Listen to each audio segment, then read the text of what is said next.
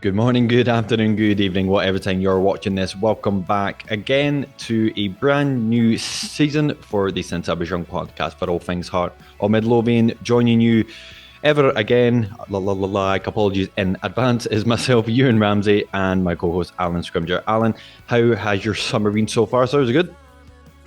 Oh, just wonderful, mate. Wonderful. Not having stresses of worrying about football. It's been quite nice. And What about well, yours? welcome back, sir. Yeah, mate, I'm pretty much the same as well. I've pretty much had a stress-free summer until I think about weeks away, where I'll probably be subscribing to every mental health, stress, anxiety app I get my hands on. As we are back, that means that the new season of 23-24 in the Scottish Premiership is going to be well and truly back. And what a shithousery first episode back we have for you. Obviously, a lot of things have happened throughout the last 4 to 5 weeks since the season ended. We've got a management team who's not actually the manager, but he is the manager. But we don't want to tell anybody that because we'll get fined, etc. We've had some pre-season friendlies that we will talk about, but everybody's getting absolutely naffed off because we've lost some, but like as if it was an actual match. And the main thing is more of a lack of transfer activity for Heart of Midlothian so far. And one of the worst kits I've ever seen in my bloody life as well. So yeah, Heart of Midlothian is well and truly back. So we are going to give you a rundown of the news as such so far for this first episode back. So we do hope you enjoy as well. And as always, if you want to subscribe to the YouTube channel of the podcast as well, please feel free to do so, as well as all the socials as well, which is on screen and will be in the description. So nothing has changed as there. So yes, as I said before, we do hope you enjoy. So Alan, frustration time. Here we go, sir. First one of the season already kicked off. We'll dive straight into what I mentioned just at the start there. Obviously, it was announced that Stephen Naismith and was it Tony McAvoy will be in charge, but who is actually in charge is still a mystery to me. Obviously, we've kept was a Forest in charge as well to kind of still have a bit of familiarity in the team. But do you want to take us through what's happening? So is Stephen Naismith the actual coach? Is he going to be in the dugout? Is McAvoy going to be doing the interviews? He's saying he is the coach just to keep up like appearances. Please explain this debacle of management team, sir. Yeah. So Naismith is obviously, it was funny, it got announced on the day that we did our roundup of last season episode. Naismith is essentially the technical director. That's the title that he's been given. Bracket. Whatever that technical director title is, I have no idea. But ultimately, from the understanding of it, is that Stephen Naismith doesn't have the appropriate badges to manage in Europe at the moment, or European competition rather. So, because obviously we qualified for a European playoff, which is probably not that far away, probably a few weeks away now. Essentially, he can't be named as head coach because he doesn't have the relevant coaching badges, whereas Frankie McAvoy does.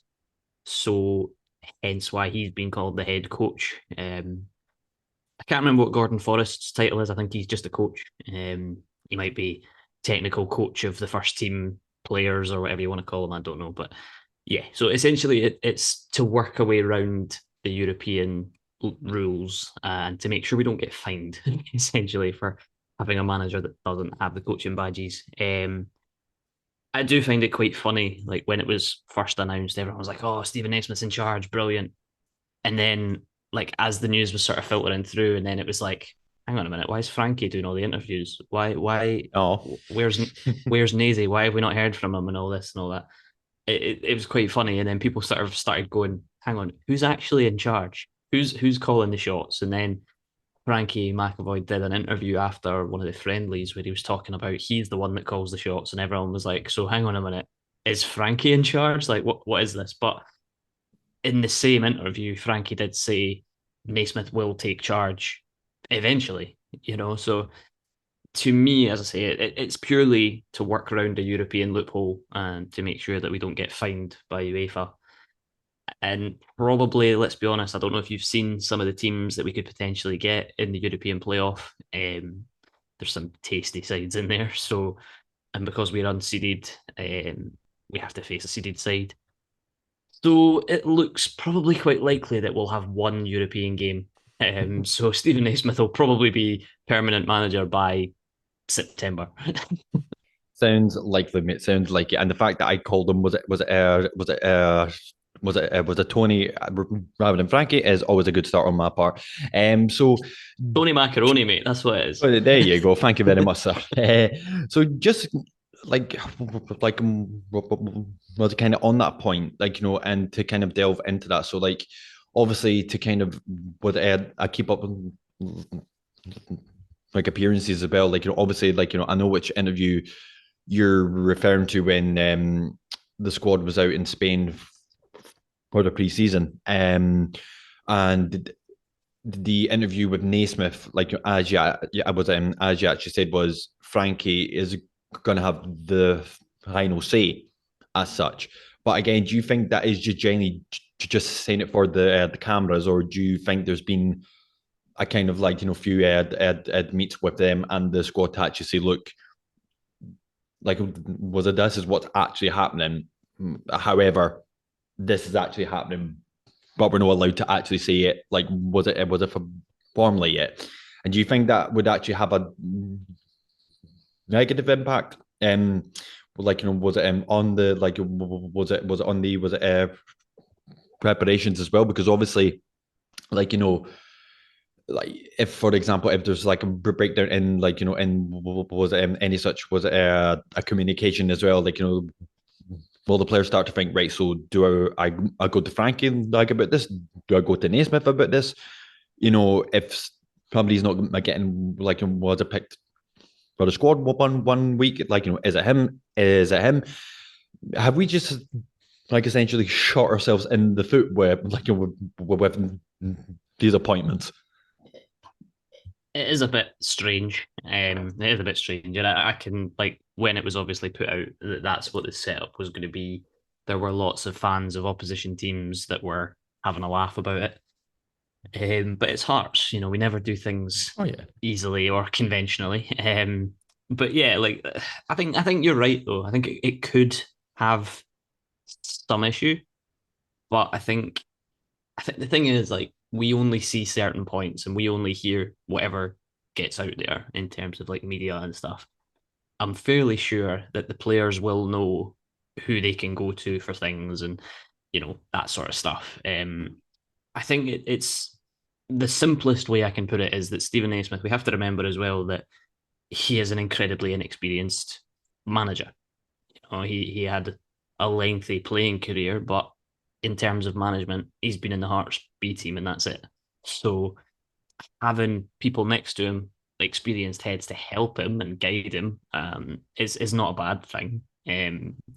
But yeah, it is very concerning and confusing in some places. But I think once you kind of get your head around that it's probably going to be for one European game, that's probably the way to sum it up. But it is it. I think I saw lots of things, and again, this we could talk about it later, but people talking about new signings, surely it puts off potential new signings if they get confused by who's in charge and all this kind of stuff. And not sure I agree with that. Not sure I kind of subscribe to that, but I do think it could have been a lot simpler and it could have been a lot easier to kind of put it out there.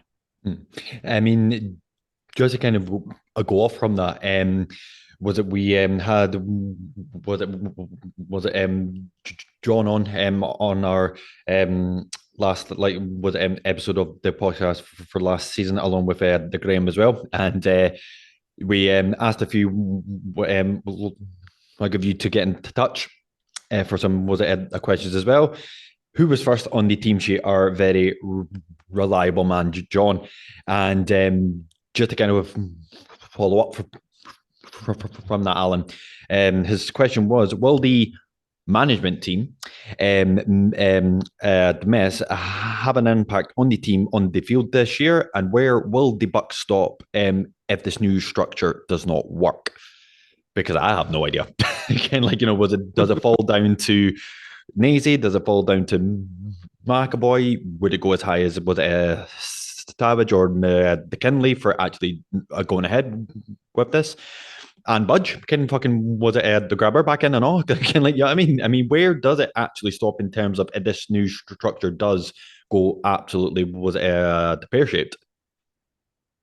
Yeah, it's a good question. To be fair, it's a good Mm. question. So it's John, so nothing surprises me. Um, and yeah, look, it's one of those situations. Like when they gave Naismith the job, they will have known that this is a potential issue because he doesn't have the badges to do the European games, etc., etc. Mm. As I say, I'm kind of hoping. Well, not hoping. Hoping is the wrong word. I'm kind of anticipating it being one European tie and then things go back to some sort of normality. But you know, there have been clubs in the past that have had two managers. You know that it has happened before. It's not as if it's a new thing. Um, but I think the thing for me and the thing that kind of I get a bit of encouragement, maybe a bit of reassurance out of it, is that they're all saying the same things. They're all thinking the same way. And they were all there last season, towards the end of the season, obviously when Naismith had those 7 games at the end of the season. So if it would be different if, you know, we were seeing, for example, like Frankie McAvoy's been on the touchline at friendlies this season so far. And if we'd seen completely different things from what Naismith showed at the end of last season, then I'd be thinking, well, there's clearly two different ideas there in terms of how this team's going to play. But they seem to all be kind of singing off the same sheet kind of thing. And if it means that Naismith, his role is just to put the cones out at training for a few weeks, that's fair enough. In terms of where the buck stops, I think it's again, I kind of boil it down and make it as simple as possible. The board made the decision to give Stephen Naismith the job ahead of Marty Cifuentes, which was kind of the hipster choice for lots of people. So, like any managerial appointment, if it doesn't work, their heads, that's who it's on. But I think fans need to kind of, again, I'm not going to start shooting at fans because I don't do that. But I think we need to kind of have a bit of a not reality check. That's the wrong word, but just kind of understand what is happening here. Naismith is talking a good game about philosophies and changing things and putting identities in and all the rest of it. And if that means it's a little bit not slow, but if it's a little bit of a shaky start, let's not jump on him and be like, this isn't acceptable, blah blah blah. Okay, interesting, because obviously we've talked about for so long how fickle the Hearts fan was it can be, but so I'm gonna like kind of throw that out there, saying like there surely must be some sort of understanding as well as to why Hearts fans would be frustrated at this point as well. Like yeah, as we said at the start as well, we'll talk about it was in a small sake as well, but I know that fans are quick to jump on for example the result of the pre was it friendlies as well, getting beat by was it Plymouth 1-0 and they're like, oh my god, this team's a shambles, it's this, it's that, it's going to be shite and this and that. Nah, with calm the fuck down.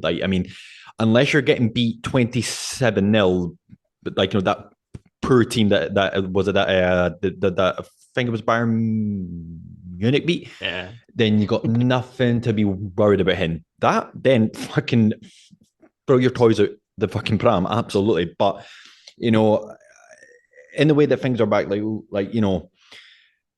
obviously the like as well will what to talk about as well. But what we've got to think about as well, even though we've not made any like marquee was signings as of yet as well. Obviously, we've made one in the government, but the fact that we've got players coming back, like with the Boise, Benny, Haring getting into a more was it fully fit like sort of state so that he can be part was it of the was it season a bit more. The Gordon, obviously that's not in set in stone, but obviously there has been talk like for him potentially coming back in October like or the November as well. So even though we've not made any signings, we've still got players coming back, which like you could kind of put into that was a bracket as well. I.e., I know that we've still got quite a few roles to fill, like if it's like right back, like a striker, forward, like etc. But and we're only like 3 or 4 weeks away from the start of the season as well. Granted, I know that's still not a lot of time to get like these new players integrated into this new system, but I'm not at a point where I'm like, oh fuck, it's going to be absolutely disastrous. But um, since we mentioned it as well, I mean, again, I'm not too arsed about it, but was any like was it friendlies concerning, frustrating, Alan, for yourself? Not really, not Yeah. really. I think, like you've said, there we kind of preseason friendlies are just friendlies. It's just kickabouts essentially. Um, yeah, like Naismith and the management team are trying to implement a different way of playing. You can see it that they're what they're trying to do. From what Nielsen did is totally different. So I can't remember which player it was. It might have been Atkinson. He said something. He did an interview. Said something along the lines of like, "It's like being at school because you're getting taught a completely different thing." So that's what preseason's for, and obviously fitness, etc. The biggest positives of preseason are the fact that Boyce and Benny have been getting minutes. It's amazing to see them back. I think people kind of underestimated just how much we'd missed them. Mm. But they'll see it when they come back. I think that's the thing. When Boyce and Benny are in a place that they can be in the first team, they'll be first names on the team sheet for me, um, without much hesitation at all. So that will hopefully help as well. I think people get frustrated about the lack of business because they see what other teams are doing. Mm. Aberdeen, for example, have signed quite a few players of decent quality Yeah. I for mean, Hibs them. as well, yeah. Yeah, but I mean the thing with Aberdeen in particular, I'll focus on them because they're the team that finished above us. Mm. They are doing what we did last summer. They are riding high. They've got third place. They've got guaranteed European football until Christmas at least. So they're buzzing off that, and they're able to bring players in because of that. So but I still don't think we're far away from them, to be quite honest, with the squad that we currently have. And a lot of people say, oh, you shouldn't put so much pressure on players coming back from injury because, who's to say they won't relapse and have another injury because they've been out for so long. That's an issue. That's an issue that the club will probably be dealing with.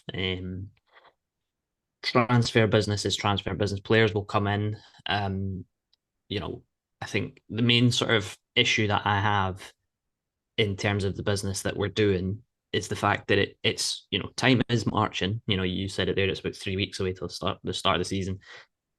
McAvoy and Naismith were talking about changing systems and particularly set piece defending, which is nice to hear that they're finally doing something about that.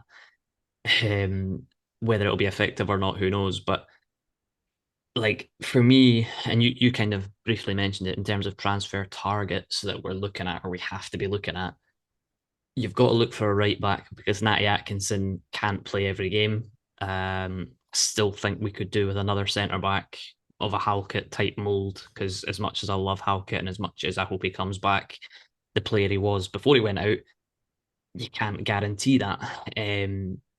So if you're talking about two defenders coming in and you're trying to teach them how to defend set pieces. You know, defenders and players in general will need time to get used to that. And if we're saying we're going to have, I don't know, plucking something out the air here, we're going to have another centre back in before we play Leeds at the end of the month. That's not long to get in and then settle and bed into things. But I'm not at the stage where I'm panicking because we've seen already, like just to kind of move us on to transfers in general, Mm. we've saw a few weeks ago now that we were linked with Sammy Silvera from the Central Coast Mariners.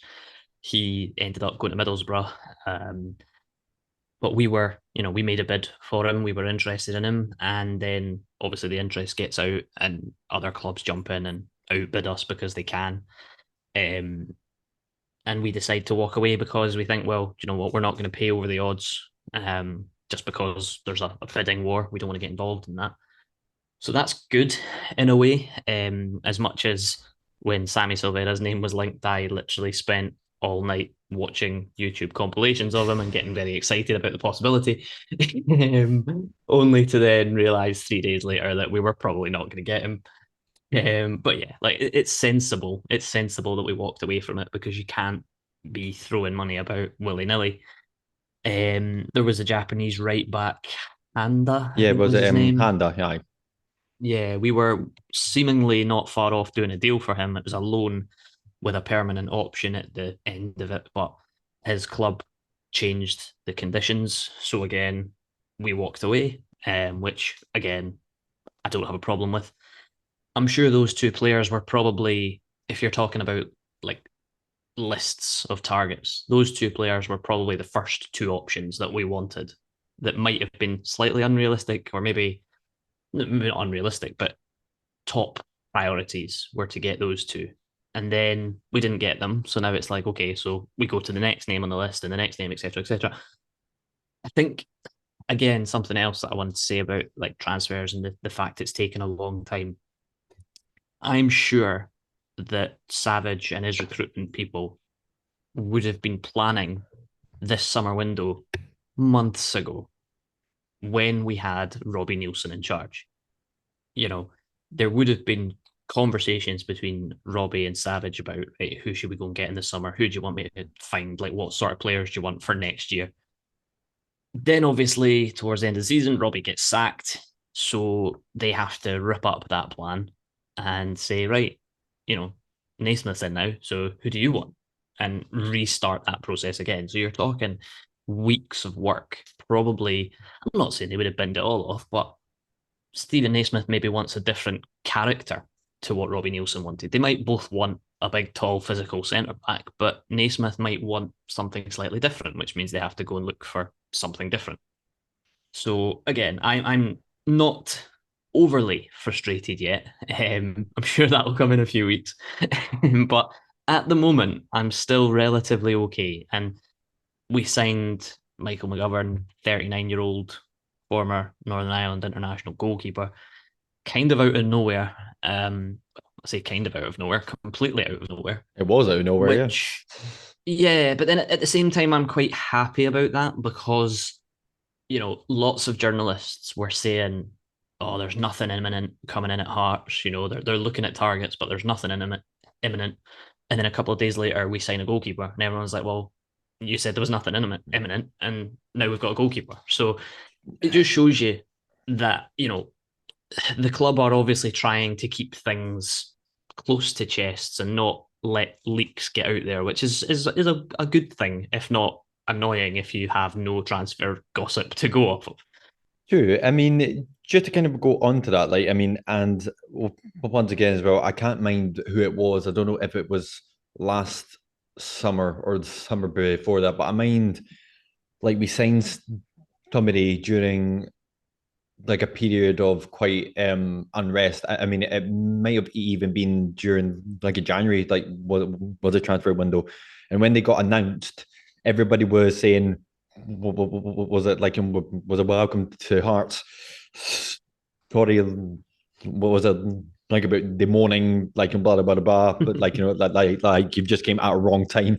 I felt the same like when we like announced him a governor as well. Um, I was kind of in two minds about it, like as well. Like again, this is not to kind of put any sort of dampener on him.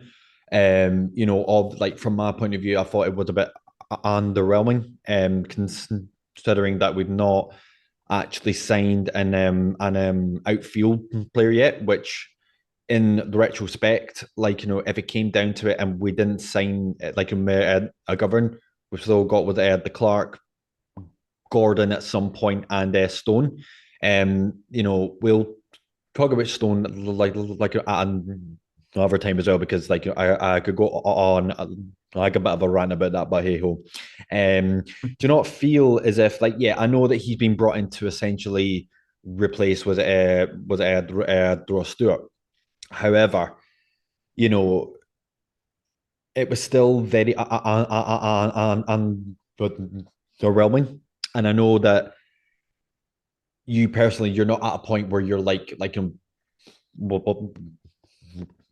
panicking or frustrated like as well. But just with that mix of like as we talked about at the start, like the management team obviously having to redo plans when they sacked the Robbie as well.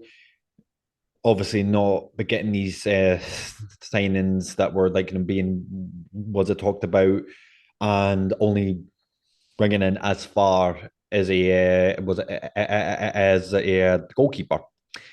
And you know, it was said in a recent interview with Savage on the Hearts of the website to quote, "Irons are in the fire." Now, again, as well, like, do you think there's an element of he's just saying that just to keep the fans relatively at ease, or do you think there is actually a business actually like sort of in the works? Obviously, there's been a lot of what was it talking going around that we potentially got a sign in the actual bag. Once again, Alan, I'll let you was I tried to say his last name, but it is an Avarosi, the Callum, will they call him? Only to 22, was regarded one of the kind of the more was the top players was in the Aussie League last year as well. So again, you could probably count that as an upgrade to was Keo, who's obviously left as well. So, with all that being said, is there not even a tiny part of you that is just a bit concerned, or like, I mean, would it be a case of if we're like maybe a week into, sorry, was it a week before the season that actually starts, and we've only maybe brought in one more player? Would that be then when you would start to kind of panic? Yeah, yeah. I said, my response to lots of people on the social platforms was, I'll judge the transfer window when it's closed. Um, we're nowhere near that yet. Um, so you kind of have to think about these things. You're right about the McGovern signing being slightly underwhelming because it was, because nobody saw it coming. That's why it was underwhelming. And ultimately, he's a third choice 39-year-old goalkeeper. How excited are you going to get about that? Callum Neuenhoff, I think is how I've heard it pronounced. Um, Seems to be relatively a done deal. Just waiting for work permits and things like that. So that there's your Keo replacement.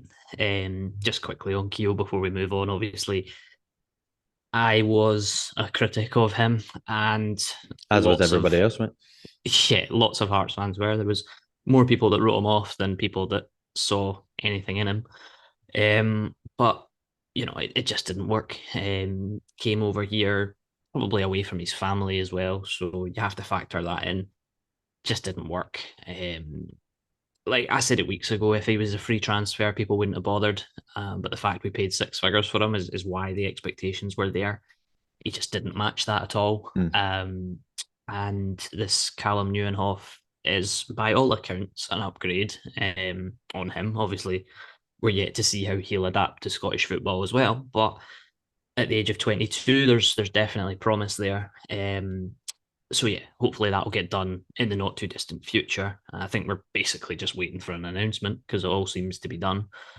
Um, I think you know I'm the thing is I'm not worried at the moment because we've seen Naismith using the young players in preseason and giving them chances, and there are obvious holes in the team right now.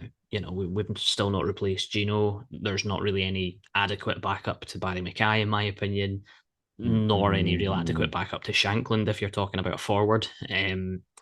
So yeah, there are obvious holes in the team, but with Joe Savage saying there are irons in the fire, and people know I've not been the biggest admirer of Joe Savage. I think he's somebody that talks a good game, but needs to back it up a bit as well.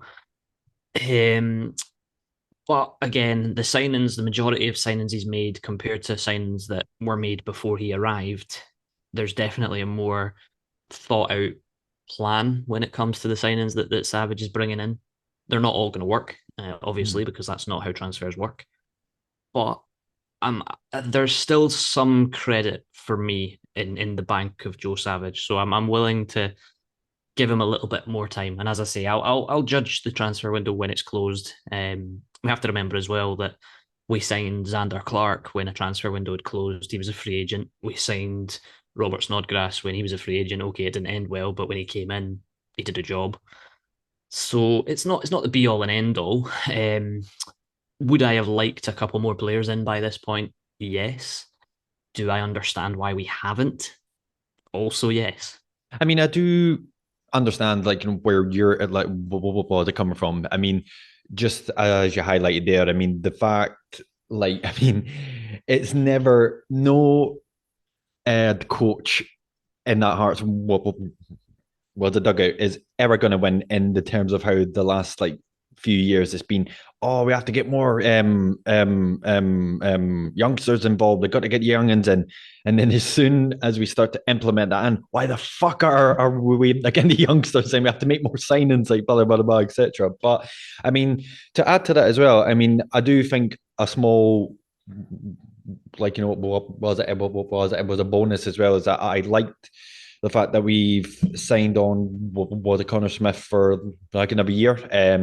I do think that out of that crop of young players that we had in and out of the squad, like Smith, was a Pollock, Stone. Even though we've not seen much of him, like like from what I've heard as well, like he seems to be coming along not bad. So, and then that whole sense as well. I think in that sense as well, was it? I think in that sense as well, to have was it a old face as well return was it to the setup as well as the new academy director known as Andrew Webster. Fucking Andrew. Like, honestly, where's that coming from?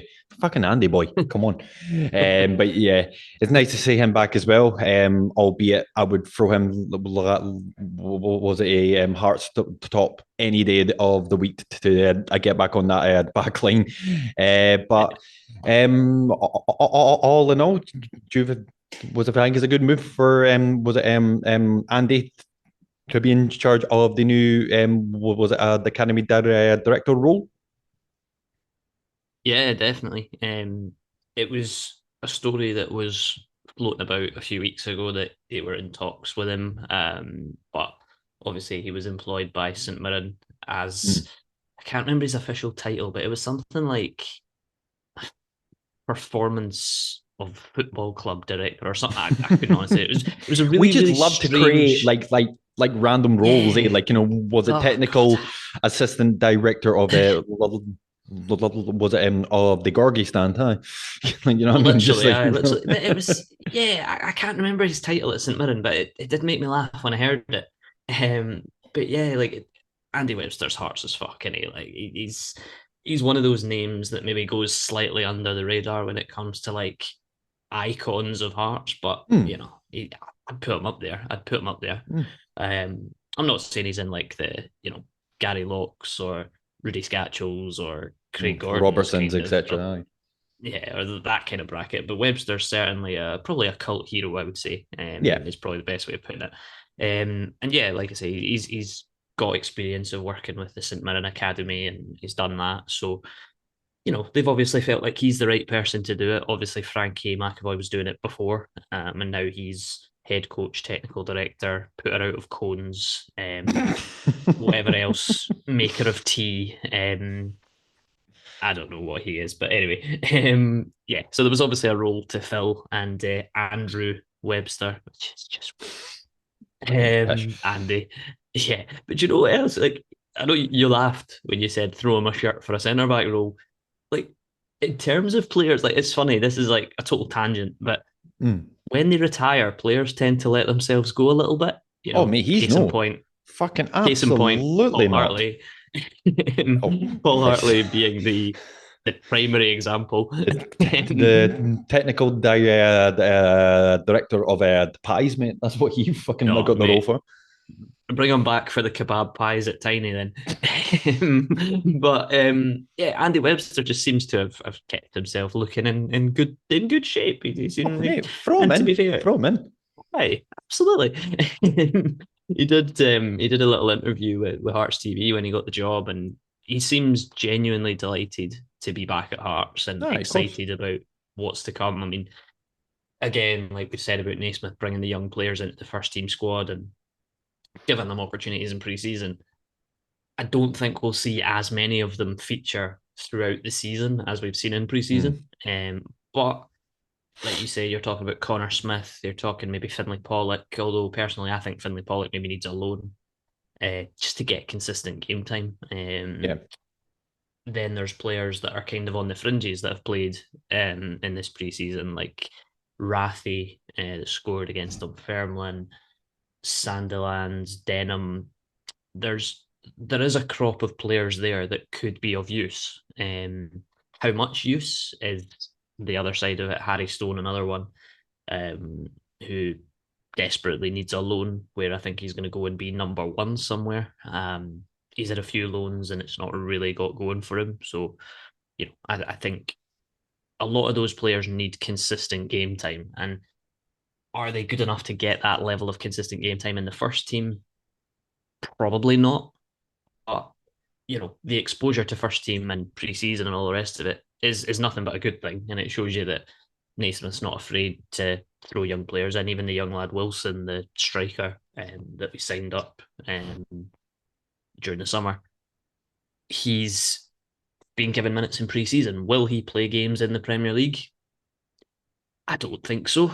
But if he does, Naismith obviously sees something in him, and I know some people that have been to preseason games and they've said looks a tiny little player. Obviously, still very, very young, still very, very early, but it's encouraging. It is encouraging, and the academy is something that over the last few years hasn't really produced really anything No, apart from Aaron Hickey.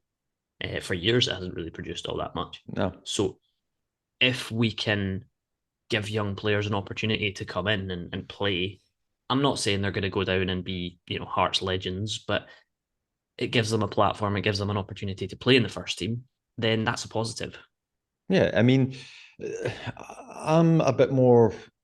I wouldn't go as far to say as I'm a bit more was critical of it, but the example that I gave you like a few weeks ago, well, sorry, like I mean, last week I think it was like was it when we signed McGovern? I mean, yeah, granted that was probably added by the frustration that we hadn't have signed any outfield players yet, but like what I mean, like with Harry Stone, you know, for the young lad, I mean, how long has he got to actually wait? Like, because the example that I gave you, it didn't do what was it the Craig was it Gordon any harm? Like, gets thrown in like his first game, Falkirk away. I think it was like back 2003-4, and we got beat 4-0. And now, what was it like? He's I'd go as far to say is that he's the best goalkeeper we've ever produced. So there is Comfortably. that. So there is that side to it as well, where like I mean, I'm pretty sure it was Naismith that mentioned it in the interview out in Spain as well. Like we'll have these young players will have to coming in to adapt to the first team as well, and the key words that he used was a part of these players is that they have to survive in this sort of the culture in this much more like topper level, So in that sense as well, in my personal opinion, for any sort of like was a walks of life for anything like from work to like to sports etc. I think there is a place for if you get thrown in at the deep end. I think for the most part, I think it's actually the good thing because it shows what you're made of, what you're was willing to actually do to get what you actually want, and I think that kind of shows a lot of your the character, your the determination as well. So me personally, I would have liked to have had Stone around in the for first team because again, to be that understudy to Scotland and to nationals, like I personally wouldn't would see the harm in that. No, no, I don't see the harm in it either. But I think the flip side of that, and the only argument that I would have against it is if Harry Stone sits on the bench or sits in the stands as a third choice goalkeeper, what's that doing for his development? Yeah, true. But This then is what's a that? Sorry to interrupt again, but again, no, no. if he's not getting first team football elsewhere, isn't that not going to equally do harm as well? Oh yeah, yeah. I think that's the thing. I think he's had loadings already. And let's not forget he's still a very very young player for a Hmm, goalkeeper. true. It's not like outfield players can be 17, 18 and come through into the first team squad and show something. Harry Stone's 20, 21. But take the example of our latest recruit, our only recruit, 39 years old. Craig Gordon's touching 40. Xander Clark's early 30s, mid 30s now. So, goalkeepers can take longer to get through Hmm. into that. But yeah, like Harry Stone, I'm sure, was it last season or the season before? He went out on loan to Partick Thistle, started the season as their number one. Then the team's form dipped a little bit and he was taken out and replaced and he never got back in again. But he started relatively well. But because the team's form dipped, he was taken out and that was it. So I think I think there's a balance. I think you can weigh up the positives of him staying at Hearts and learning from the goalkeepers that we've got and playing probably for the B team every week. Hmm. Or he goes out on loan, plays in a first team environment as a first choice number one goalkeeper, whatever level that's at, even if it's, League Two or League One in the, up here, not England, because, different worlds and all that. But even if he was to go to a championship team or whatever, and play regularly, that would be good for him. But yeah, I think Harry Stone is very highly thought of around Hearts in terms of his potential and his future. So I don't think there's any issue with that. And if he's learning from the goalkeepers we've got, that has to be a positive.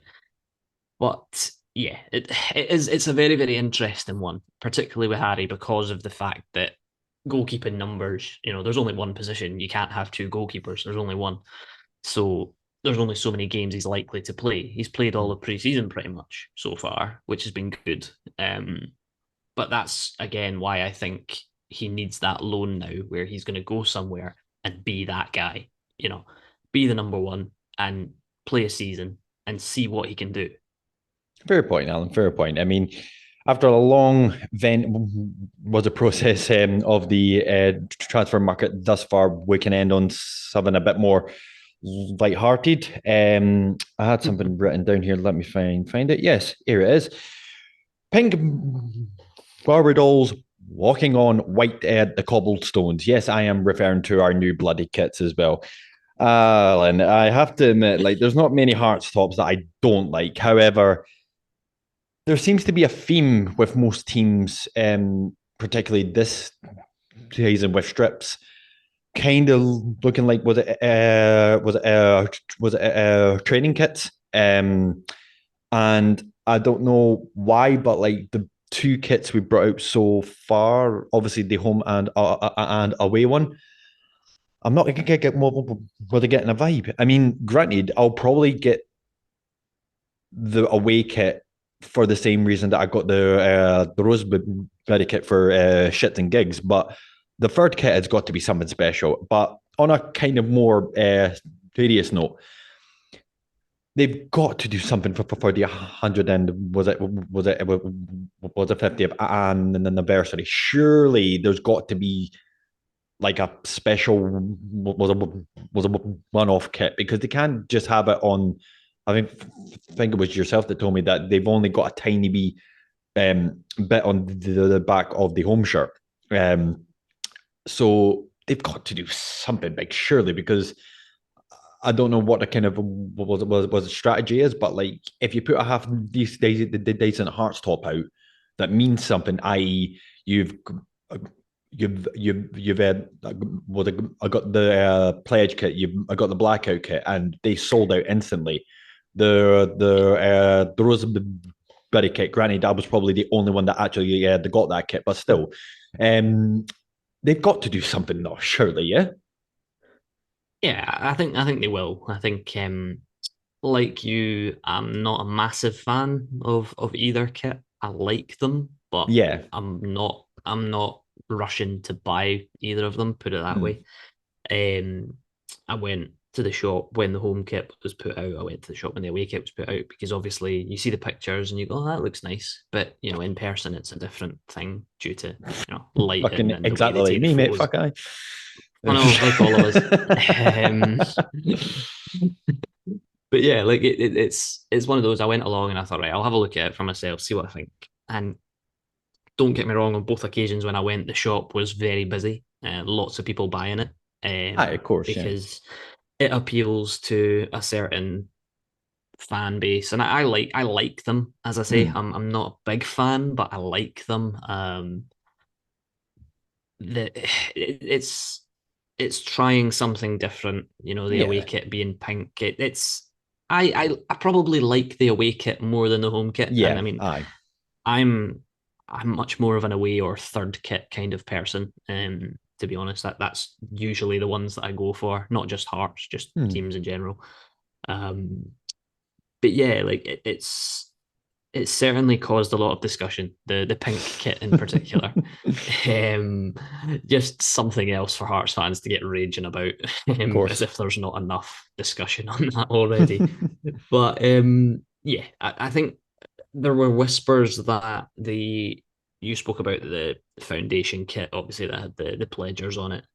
There was some whispers before about, I think somebody posted something on Twitter and it was the Foundation of Hearts saying, shall we do an update or something like that? And it wouldn't surprise me if it was something to that effect, because obviously there's been a lot more pledgers come on board since Mm. that one was released a few years ago now. It would be something that I think they should do. Whether that ties in to the 150th anniversary, I don't know. Whether we put four kits out this season, maybe we have a third kit that's, yeah. But the thing is, maybe we have a third kit that's like the 150 years one, and then we have the foundation one as an extra. I don't know. But the thing is, and as much as like you've said it there, the kits that you listed off, the Roseberry and all the rest of it, these kits sell regardless. Mm. The pink kit will probably break records. The home kit did, I believe. I think it was the fastest selling kit on the first day or something like that. How? I have no So idea, but cool. yeah, like as I say, I'm not a massive fan of either of them. But again, it's funny because they might look better on the players. You know what I mean? Um, Maybe I. Yeah.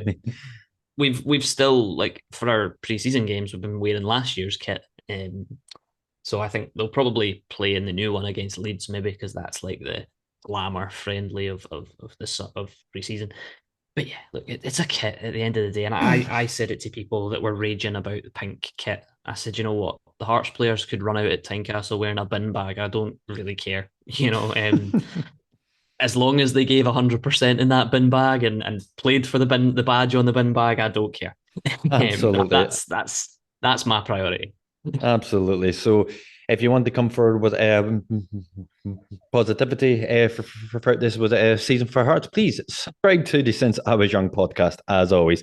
But yeah, thank you very much, guys, thank you very much for joining us on this first episode back. Obviously, throughout the next 3 weeks, the upload times may be a bit scattered about because obviously we're not back into the season yet, but we will get back to usual ways very soon. And yeah, we would like to know your thoughts as well, as we just talked about. Do you like the new Hearts kits? Is there any ideas you think we could do for the 150th anniversary? And are you shiting yourself for the season ahead? We would love to hear all your thoughts on that. So thank you to everyone who has watched, and as I said at the start, if you want to subscribe to our YouTube channel, please do, and if you want to get in contact with us via our socials as well, please feel free to do so. So from myself and Alan, it is great to be back, and we will see you in the next one. Y'all take care. Bye for now.